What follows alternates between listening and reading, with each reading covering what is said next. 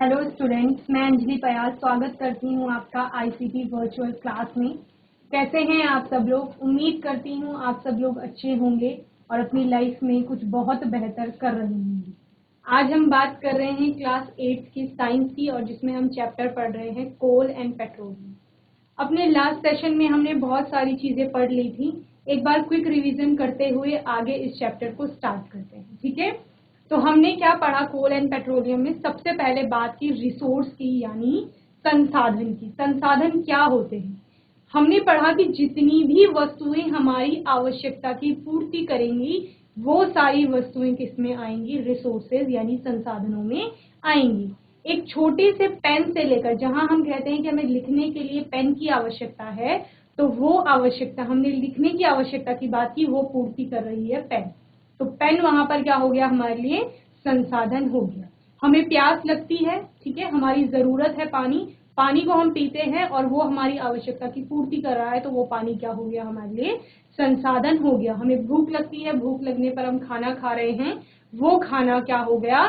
संसाधन हो गया। तो ओवरऑल हम क्या कहते हैं कि हमारी दैनिक जीवन में या रोज की हमारी जो दिनचर्या है उसमें जितनी भी आवश्यकताओं की पूर्ति किसी वस्तु से हो रही है, किन्हीं भी वस्तुओं से हो रही है, वो सारी वस्तुएं किसमें आएंगी? संसाधनों में आएंगी। संसाधन कितने प्रकार के हो सकते हैं? प्राकृतिक हो सकते हैं, जो प्रकृति से स्वतः मिल रहे हैं। दूसरे कैसे हो सकते हैं? कृत्रिम हो सकते हैं, यानी जिनको मनुष्य ने अपनी आवश्यकता की पूर्ति करने के लिए स्वयं से बनाया है। उनको किसमें रखेंगे? कृत्रिम में रखेंगे, या हम उन्हें क्या कहते हैं? ह्यूमन मेड कहते हैं। तो संसाधन आपके कितने प्रकार के हो गए? प्राकृतिक हो गए, और दूसरा कैसे हो गए? कृत्रिम हो गए। प्राकृतिक संसाधन हमने किसे कहा? जिनको कि मनुष्य स्वतः प्रकृति से लेता है, ठीक है, प्रकृति जिसका उत्पादन स्वयं करती है, जैसे पानी हो गया, हवा हो गया, सूर्य का प्रकाश हो गया, जंगल हो गए, आपके जीव जंतु हो गए। तो ये सारे क्या हैं? आपके प्राकृतिक संसाधन है। दूसरा हमने क्या कहा? कृत्रिम संसाधन। कृत्रिम संसाधन क्या हो गए? जिनको मनुष्य ने अपनी आवश्यकता की पूर्ति के लिए बनाया है। जैसे मैं कह रही हूँ, ये कपड़े जो हैं ये कैसे हैं? ह्यूमन मेड रिसोर्स है, या हम क्या कहेंगे? कृत्रिम संसाधन है, क्योंकि इससे मानव ने अपनी आवश्यकता के लिए इसका निर्माण किया है या इसको बनाया है। मैं कह रही हूँ ये पेन भी क्या है? एक कृत्रिम संसाधन है। क्यों? क्योंकि इसको मनुष्य ने बनाया है। तो जितनी भी चीजें, जितने भी संसाधन क्या होंगे? मानव निर्मित होंगे, उनको किसमें रखा जाएगा? कृत्रिम संसाधनों में रखा जाएगा। आगे हम पढ़ते हैं कि जो आपके रिसोर्सेज हैं, कैसे वाले? नेचुरल रिसोर्सेज, यानी प्राकृतिक जो संसाधन है वो कितने प्रकार के होंगे? 2 प्रकार के होंगे, जिनको हमने क्या कहा? एग्जॉस्टिबल और इनएग्जॉस्टिबल, ठीक है। एग्जॉस्ट का मतलब मैंने आपको बताया था कि किसी चीज का खत्म हो जाना या रुक जाना, ठीक है। तो इनएग्जॉस्टिबल का मतलब होता है जो खत्म नहीं होते, यानी ऐसे संसाधन जो असीमित मात्रा में है, अनलिमिटेड क्वांटिटी में हमारे इन्वायरमेंट में प्रेजेंट है, या हम कह सकते हैं इनका अति दोहन होने पर भी ये समाप्त नहीं होंगे। तो उनको किसमें रखा जाएगा? इनएग्जॉस्टिबल नेचुरल रिसोर्सेज में रखा जाएगा। जिसमें हमने क्या क्या एग्जांपल देखे? आपका एयर यानी हवा हो गई, जितना भी उपयोग करेंगे समाप्त नहीं होगी। वाटर हमने कहा, पानी, वो भी किसमें आता है? इनएग्जॉस्टिबल नेचुरल रिसोर्स में आता है। वहीं हमने किसकी बात की? जो आपका सनलाइट है, सूर्य का प्रकाश है, उसका आप कितना भी प्रयोग कर लीजिए, वो कैसा होगा? इनएग्जॉस्टिबल होगा। ओके, तो हमने क्या कहा? इनएग्जॉस्टिबल नेचुरल रिसोर्सेज आपके क्या हो गए? सनलाइट हो गया, वाटर यानी जल हो गया, और क्या हो गया? आपका एयर हो गई, ठीक है। दूसरा हमने क्या कहा? एग्जॉस्टिबल, यानी जो अब खत्म हो जाएंगे, ठीक है। तो खत्म कौन सी चीजें होंगी? जो लिमिटेड क्वांटिटी में होंगी, या सीमित जिनकी मात्रा है, सीमित जिनका भंडार है, वो क्या कैसी होंगी? हमारी एग्जॉस्टिबल होंगी। जिसमें हमने क्या कहा? कोल हो गया, पेट्रोल हो गया, आपकी वाइल्ड लाइफ जितनी भी हो गई, फॉरेस्ट यानी जंगल हो गए, वो सब किसमें आते हैं? एग्जॉस्टिबल नेचुरल रिसोर्सेज में आते हैं। हम मानते हैं कि इनका जितना ज्यादा हम प्रयोग करेंगे, एक समय ऐसा आएगा कि इनकी जो मात्रा है हमारे एनवायरनमेंट में या अर्थ में, वो क्या हो जाएगी? समाप्त हो जाएगी। और हमारी आने वाली जो पीढ़ियां हैं उनको ये नेचुरल रिसोर्सेज देखने को या उपयोग करने को नहीं मिलेंगे। तो इनको क्या कहा गया? एग्जॉस्टिबल नेचुरल रिसोर्सेज कहा गया है। ओके, तो इनएग्जॉस्टिबल और एग्जॉस्टिबल आपको समझ में आ गया था। नेक्स्ट हमने पढ़ा था फॉसिल फ्यूल।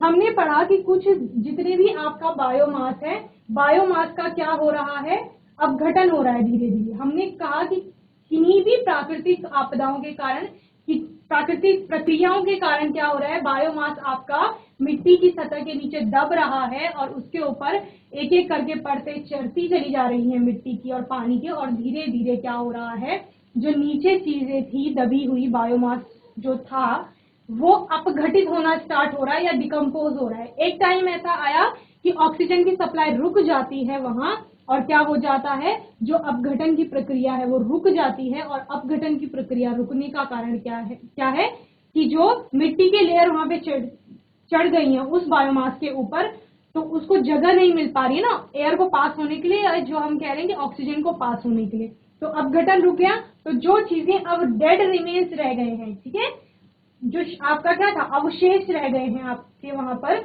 उनको ही आप क्या कहेंगे, फॉसिल्स यानी जीवाश्म कहेंगे। जीवाश्म यानी जीवों के अंश जो रह गए हैं, ठीक है। फ्यूल्स की बात करते हैं तो फ्यूल क्या होता है आपका, फ्यूल ऐसी चीज है या ऐसा सब्सटेंस है जिसको आप जलाएंगे तो जलाए जाने पर एक तो प्रकाश होगा, उजाला होगा, दूसरा क्या होगा, उससे ऊष्मा निकलेगी या हीट निकलेगी, टेम्परेचर बढ़ेगा। तो ऐसी चीजों को आप किसमें रखते हैं, फ्यूल में रखते हैं। तो अब फॉसिल फ्यूल एक टर्म जब आएगी तो आप क्या कहेंगे, ऐसे फ्यूल जो किससे बने होंगे, फॉसिल से मिलकर बने होंगे, ठीक है।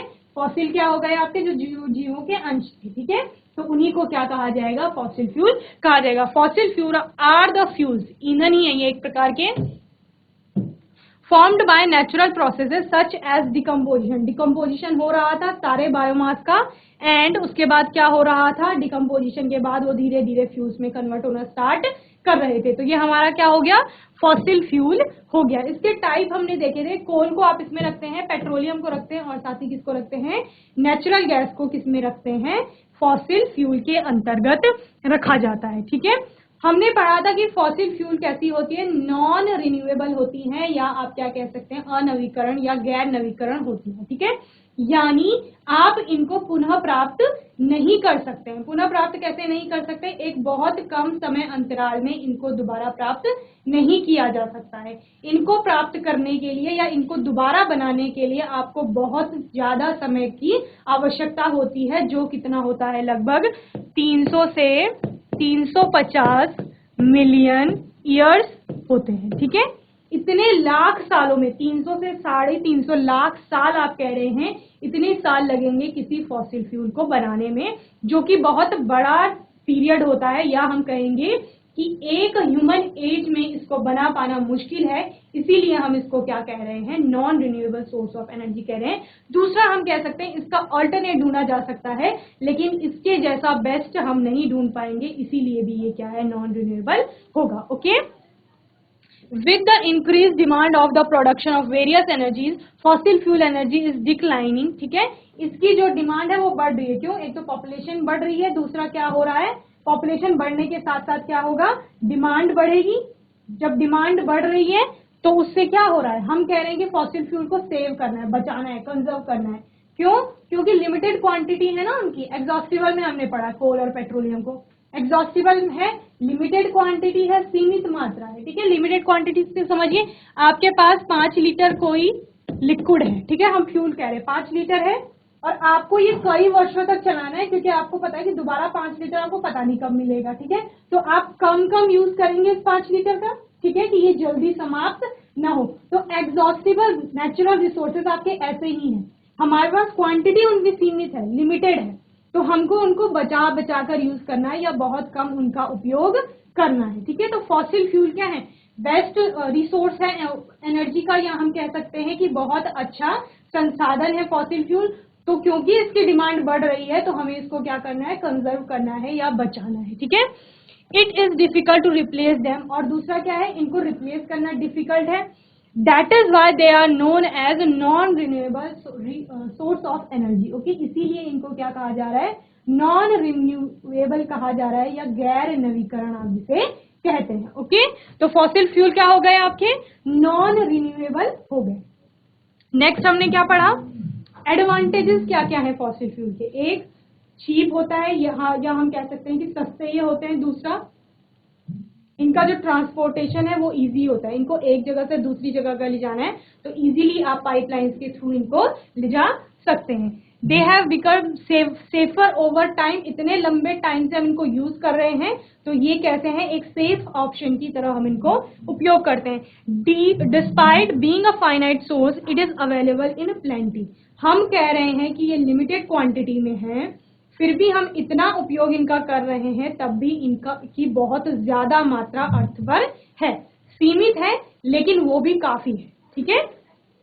और हमने क्या कहा कि ये हमें इजीली फाउंड हो जाते हैं, इजीली अवेलेबल हो जाते हैं या हमें इजीली मिल जाते हैं। Fossil fuel can be generated a large amount of electricity at a single location. जितने भी आपके फॉसिल फ्यूल होते हैं हम क्या कहते हैं कि उनका उपयोग जब आप करेंगे तो उनके उपयोग से एक सिंगल टाइम पर लोकेशन पर बहुत ज्यादा इलेक्ट्रिसिटी का उत्पादन किया जा सकता है।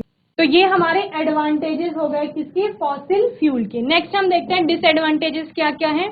चूंकि हम कहते हैं कि जो आपका फॉसिल फ्यूल है जब आप उसको जलाएंगे तो या उसका उपयोग करेंगे तो वहां पर क्या होती है, जलाने पर कार्बन डाइऑक्साइड गैस निकलती है जो कि आपकी एक ग्रीन हाउस गैस है और उसके कारण क्या होता है, ग्लोबल वार्मिंग जैसे इफेक्ट देखने को मिलते हैं, पोल्यूशन बढ़ता है। ग्लोबल वार्मिंग का मतलब क्या है, ग्लोब यानी अर्थ, वार्मिंग मीन्स गर्म होना, ठीक है। तो अर्थ का गर्म होना यानी हम कहेंगे कि अर्थ का टेम्परेचर धीरे धीरे बढ़ता है तो उसी को ग्लोबल वार्मिंग कहा जाता है।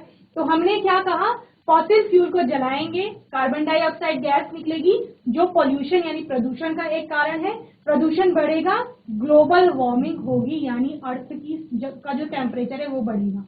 अर्थ का टेम्परेचर बढ़ने का मतलब क्या है, बहुत ज्यादा एनवायरमेंट में चेंजेस आएंगे जो कि क्या ला सकते हैं, आपके नेचुरल डिजास्टर या प्राकृतिक आपदाएं ला सकते हैं। और साथ ही क्या होंगे, आपके ग्लेशियर पिघल जाएंगे जिससे आपके समुद्र तल का स्तर बढ़ जाएगा, उसके आसपास की चीज जो प्लेसेस हैं वो क्या हो जाएंगे, जलमग्न हो जाएंगे। तो ये क्या है, इसका डिसएडवांटेज है।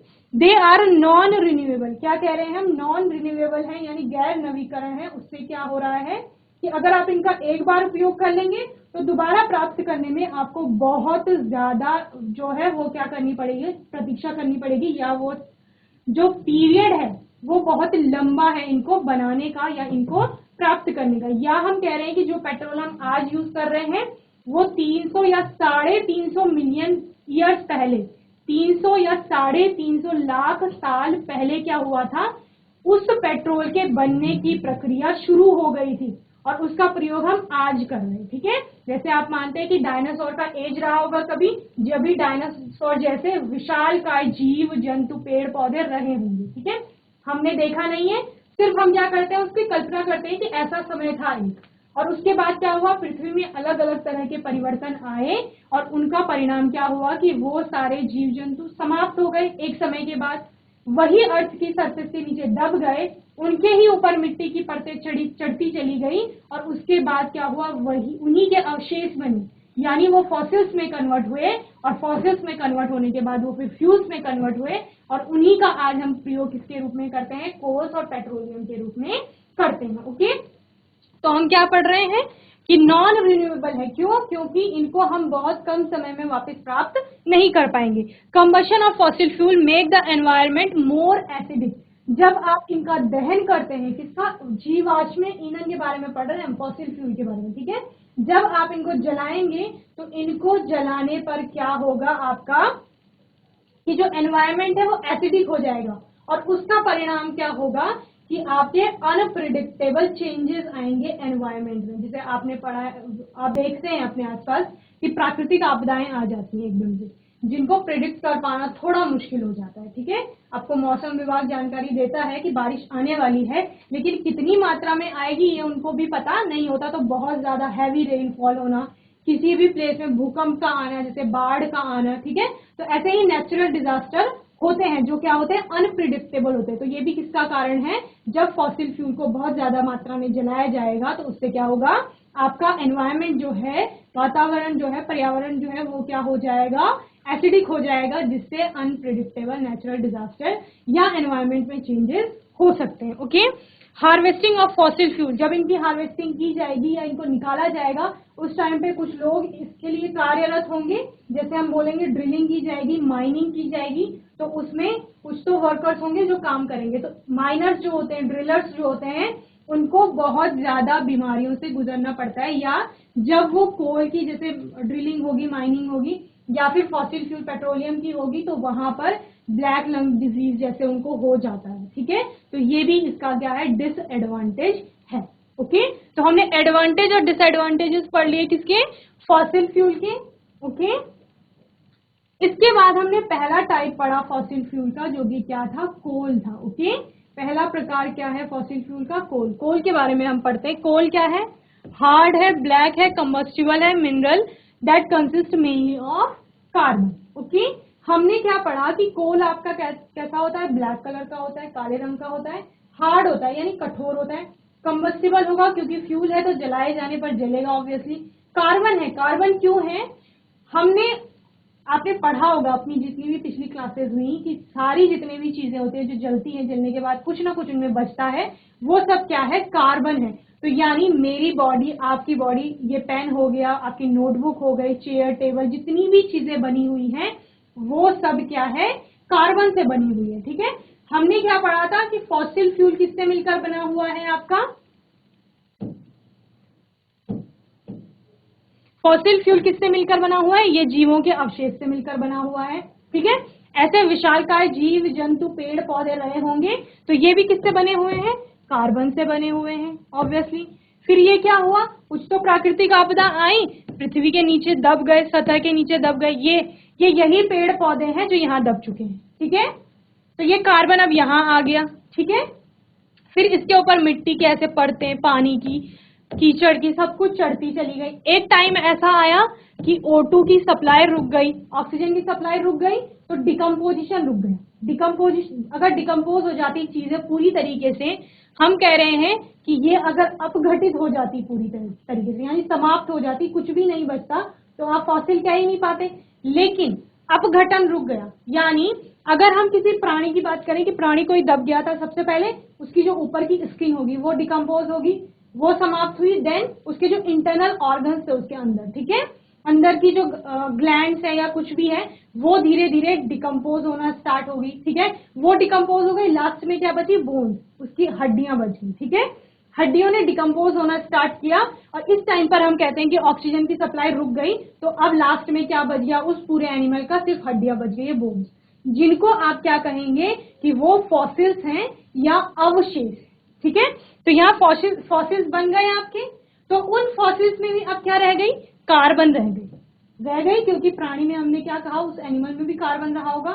अब इस फॉसिल का क्या होगा, यहां से यहाँ क्योंकि मिट्टी की बहुत सारी परतें चढ़ गई हैं उसके ऊपर में, तो अभी क्या होगा, यहाँ बहुत ज्यादा टेम्परेचर बढ़ जाएगा। आप यही पढ़ते हो कि अर्थ की सरफेस के नीचे जैसे हम जाएंगे तो तापमान बढ़ता जाता है, या वहां बहुत गर्मी होती है। ठीक है, तो टेम्परेचर आपका बढ़ गया, ऊपर से जितनी नीचे होंगी चीजें उतनी ज्यादा वो प्रेशर फील करेंगी, यानी प्रेशर भी, दबाव भी वहां पर बहुत ज्यादा है, जिसके कारण ये जो फॉसिल का कार्बन था, जीवाश्म का कार्बन था, वो कार्बन अब किसमें, फ्यूल्स में, ईंधन में कन्वर्ट होना स्टार्ट कर दिया है उसने। ठीक है, और हम यहाँ पर कौन से फॉसिल की बात कर रहे हैं, कोल की बात कर रहे हैं। ठीक है, ये कोल है अभी हमारे लिए, तो ये कोल भी मेनली किससे बना हुआ है, कार्बन। तो ये जो फॉसिल से यानी ईंधन से, सॉरी, फॉसिल यानी जीवाश्म से ईंधन बनने की जो प्रक्रिया है, यहां पर हम मानते हैं कि कार्बन के अलावा जितने भी और तत्व उसमें थे या और चीजें उसमें थी, वो सारी हट जाती हैं और मुख्य रूप से कार्बन उसमें रह जाता है। तो इसीलिए हम क्या पढ़ते हैं कि जो कार्बन है, सॉरी, जो कोल है आपका, वो मेनली क्या है, कार्बन ही है। Coal is found in deep mines under the source of earth. यही हमने देखा कि उसके ऊपर मिट्टी की लेयर चढ़ रही है, धीरे धीरे बनती जा रही है, तो इसका मतलब वो बहुत नीचे गहराई में कहीं पर आपको मिलेगा। और ये गहराई कैसे हो सकती है, कई हजार फीट नीचे हो सकती है।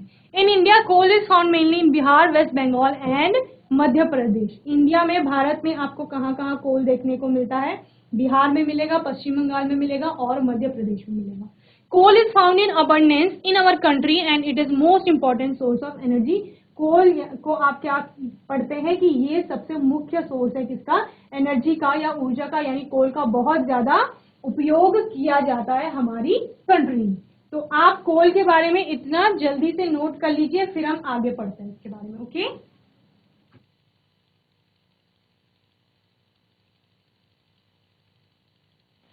आइए आगे देखते हैं। तो कोल कैसे बनता है वो मैंने आपको पहले भी समझा दिया, एक बार दोबारा देख लीजिए।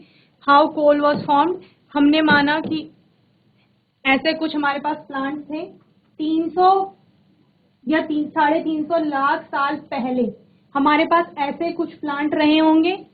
ठीक है, पहले हिस्ट्री में चले, इतिहास में, कि क्या 300 या 350 लाख साल पहले, क्या कह रही हूं मैं, कि ऐसे कुछ प्लांट्स रहे होंगे या जीव जंतु रहे होंगे। ठीक है, क्या कहा, 300 या 350, आप 320 मिलियन ईयर्स भी पढ़ेंगे कहीं पर, साल पहले। ठीक है, इतने साल पहले की बात हम कर रहे हैं, आज से इतने साल पहले ऐसे कुछ तो जीव रहे होंगे, इतने विशालकाय पेड़ पौधे रहे होंगे, जीव जंतु आपके रहे होंगे।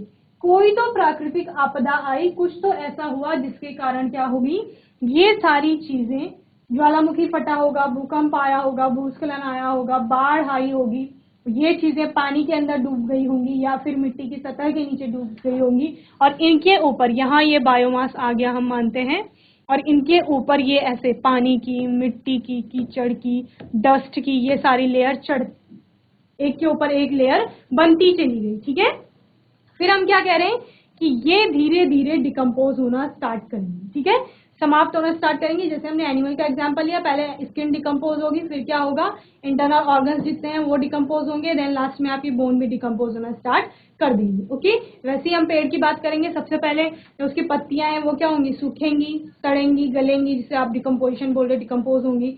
फिर क्या होगा, जो पूरा पेड़ है उसकी जो बाहर की स्किन है, ठीक है, कॉर्क जिसे आप पढ़ते हो नॉर्मली, वो क्या होगी, डिकम्पोज होना स्टार्ट करेगी। देन जो उसके इंटरनल कॉर्क्स वगैरह होंगी वो सारी क्या होंगी, डिकम्पोज होना स्टार्ट करेंगी। उनका डिकम्पोजिशन होना स्टार्ट होगा और हम एक टाइम ऐसे मानेंगे कि वहां पर O2 की सप्लाई, या वहां अब एयर नहीं पहुंच पा रही है तो O2 की सप्लाई क्या हो जाएगी, रुक जाएगी। तो ऑक्सीजन की सप्लाई रुक गई वहां पर, तो हम क्या कह रहे हैं कि डिकम्पोजिशन भी रुक गया, अपघटन रुक गया है। अपघटन रुकने का कारण क्या है कि यहाँ बहुत सारी परतें बनती चली गई, किसकी, मिट्टी की। अब हम क्या कह रहे हैं, यहाँ पर फॉसिल्स का निर्माण हो गया है, जीवाश्म का निर्माण हो गया है, जिसमें हमने क्या कहा कि जितनी भी बोन्स थी, हड्डियां हैं जीवों की, वो रह गई हैं। और हम क्या कह रहे हैं कि पेड़ पौधों में कुछ तो, पेड़ का कुछ तो पार्ट बच गया होगा, किसमें, अवशेष के रूप में, जिसे हम फॉसिल्स कह रहे हैं।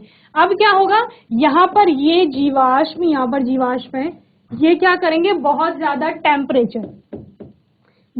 टेम्परेचर और प्रेशर क्या करेंगे, फील करेंगे। ठीक है, यहाँ पर टेम्परेचर भी हाई होगा, प्रेशर भी हाई होगा, उसके कारण क्या होगा, अब ये फॉसिल जो है क्या है, जीवाश्म है, ये फ्यूल में यानी ईंधन में कन्वर्ट होना स्टार्ट होगा, और यही ईंधन क्या है, आपका कोल है। ओके, यहाँ पर हम कोल की बात करें तो कोल कैसे बना, कुछ तो लाखों सालों पहले ऐसे पेड़ पौधे थे जो प्राकृतिक आपदाओं के कारण क्या हो गए, पृथ्वी की सतह के नीचे दब गए, उनके ऊपर मिट्टी की सतहें बनती चली गई, जिससे ऑक्सीजन का सप्लाई रुक गया। फिर क्या हुआ, अपघटन की प्रक्रिया रुक गई। अपघटन की प्रक्रिया का रुकने का के कारण क्या हुआ, परिणाम क्या हुआ कि आपका वहां पर अवशेष रह गए, यानी फॉसिल्स बन गए। ठीक है, फॉसिल्स बन गए, और हम मानते हैं कि वहां पर बहुत ज्यादा टेम्परेचर और प्रेशर है, क्योंकि उसके कारण ये फॉसिल्स फ्यूल में कन्वर्ट हो गए, जो फ्यूल हमारा क्या है, कोल है। तो लास्ट में हमें क्या मिल जाएगा, यहाँ कोल मिल जाएगा। और ये कोल क्या है, ये हमारी धरती की सतह है जहां पर हम हैं। ठीक है, ये यहाँ से कई हजारों फीट नीचे है। ओके, तो अभी इसका एक्सट्रैक्शन भी आपको करना होगा कि कैसे आप इसको एक्सट्रैक्ट करेंगे। Okay, Therefore, complete decomposition of plant matter did not occur. हमने क्या पढ़ा, complete decomposition नहीं हो पाया, as more soil deposited over them, pressure increases and they got compressed. ठीक है, compressed होना start कर दिया। The temperature also rose, हमने क्या कहा, वहाँ तापमान भी बढ़ गया है। Due to high pressure and high temperature inside the earth and in absence of air, the buried forest plant and trees were slowly converted into कोल, हमने क्या कहा कि अब जितने पेड़ पौधे वहां दब चुके हैं वो इतना टेम्परेचर फील कर रहे हैं, प्रेशर फील कर रहे हैं, तो अब वो धीरे धीरे किसमें, फ्यूल में कन्वर्ट होना या कोल में कन्वर्ट होना स्टार्ट कर रहे हैं। The slow process by which the dead buried deep under the earth have become coal is called carbonization. हमने क्या पढ़ा था कि जितनी भी प्लांट्स है, एनिमल्स है, जो भी चीज जल रही है, कुछ ना कुछ बच रहा है तो उसमें कार्बन है, ठीक है। और हमने क्या कहा कि कार्बन क्या है आपका, कोल जो है उसका मेन कॉन्स्टिट्यूएंट, या आप बोलेंगे या कार्बन एक का मुख्य रूप है, ठीक है। कार्बन उसमें मेनली प्रेजेंट होगा, ये हम कह रहे हैं। तो हम इनडायरेक्टली क्या कह रहे हैं कि आपका जो प्लांट है, ठीक है, प्लांट में क्या था, मैं कार्बन को सी लिख देती हूँ, ये कार्बन था आपका, प्लांट में क्या है, कार्बन है, पेड़ पौधों में कार्बन है, इससे क्या बन रहा है आपका, कोल बन रहा है, कोल बन रहा है। और कोल क्या है, कोल तो मेनली कार्बन ही है। तो आप क्या कहेंगे कि इस प्लांट से आप कार्बन बना रहे हैं इनडायरेक्टली, तो इसी प्रक्रिया को क्या नाम दिया गया, कार्बोनाइजेशन नाम दिया गया, ठीक है। तो कार्बोनाइजेशन क्या है आपका कि प्लांट से, जीवित जो प्लांट थे उसके बाद वो मरे, उसके बाद क्या हुआ, समाप्त हुए, धीरे धीरे डिकम्पोजिशन हुआ, अर्थ की सरफेस के नीचे दब गए, और उस प्लांट से कोल बनने की जो प्रक्रिया है, ठीक है, प्लांट से कोल बनने की प्रक्रिया को ही क्या कहा गया, कार्बनाइजेशन कहा गया है। ओके, तो होपफुली इतना आपको समझ में आ गया होगा। Since coal was formed from the remains of plants, therefore coal is called a fossil fuel. चूंकि क्या हो रहा है, फॉसिल्स का पहले निर्माण हो रहा है, उसके बाद क्या हो रहा है, फ्यूल का निर्माण हो रहा है, या हम कहेंगे कोल का निर्माण हो रहा है, या हम क्या कहेंगे कि जीवित पेड़ पौधे दब गए, जिसके बाद वो जीवाश्म हुए, उसके बाद कोल का निर्माण हो रहा है, इसीलिए कोल क्या है, एक प्रकार का फॉसिल फ्यूल है या जीवाश्मीय ईंधन है। तो होपफुली आपको ये फॉर्मेशन समझ में आ गई होगी। कोल की क्या क्या टर्म पढ़ी, कार्बनाइजेशन आया, साथ साथ हमने क्या पढ़ा, टेम्परेचर प्रेशर वहां पे इंक्रीज हुआ, जिसके कारण आपका फॉसिल जो है, जीवाश्म जो है वो किसमें कन्वर्ट हो गए, अवशेष में, और अवशेष आपके ईंधन में कन्वर्ट हो गए। ओके, तो कोल की फॉर्मेशन हमने देख ली कि कोल कैसे बनाया जाता है। Okay, coal is a source of energy. क्या पढ़ रहे हैं हम, कोल क्या है आपका, सोर्स ऑफ एनर्जी है, ऊर्जा का सोर्स है। तो कोल इज मेनली कार्बन, ये हमने पढ़ लिया, सारी चीजें कार्बन से बनी हुई हैं। और हम क्या कह रहे हैं कि प्लांट से क्योंकि कोल बन रहा है, और जब फॉसिल से फ्यूल बन रहा है, उस टाइम पे सारे एलिमेंट्स जो हैं, या फिर उसके अंदर और भी जो कांस्टेंट पार्टिकल्स है वो समाप्त हो रहे हैं, और मेनली क्या रह रहा है, कार्बन रह रहा है। तो कोल क्या हो गया आपका, मेनली कार्बन हो गया। दूसरा, when heated in air coal burns and produce mainly carbon dioxide gas.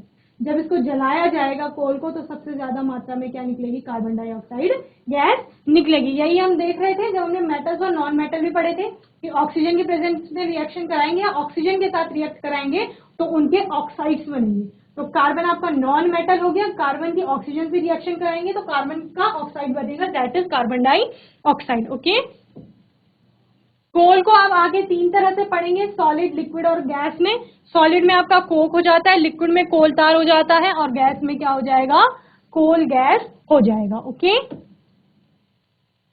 ये आपके क्या हो गए, प्रोडक्ट्स हो गए, कोल गैस, कोल तार और कोक। ओके, अभी हम अपने नेक्स्ट सेशन में इन्हीं तीन टाइप को पढ़ेंगे। ओके, अभी जो आज की आपने क्लास पढ़ी या आपने लास्ट सेशन में भी पढ़ा था, मैंने एक और बार आपको रिवाइज करवा दिया है इसके बारे में। होपफुली अभी आपको पूरा क्लियर हो गया होगा अच्छे से। कुछ बच्चों को डाउट्स था क्योंकि, तो वो क्लियर हो गया होगा अभी। अब हम अपनी नेक्स्ट क्लास में इसके प्रोडक्ट्स पढ़ेंगे, जो भी कोल के प्रोडक्ट हैं। आपका कोई क्वेश्चन होगा, डाउट होगा, वो आप नेक्स्ट सेशन में पूछ सकते हैं। तब तक के लिए ICT वर्चुअल क्लास से जुड़ने के लिए धन्यवाद।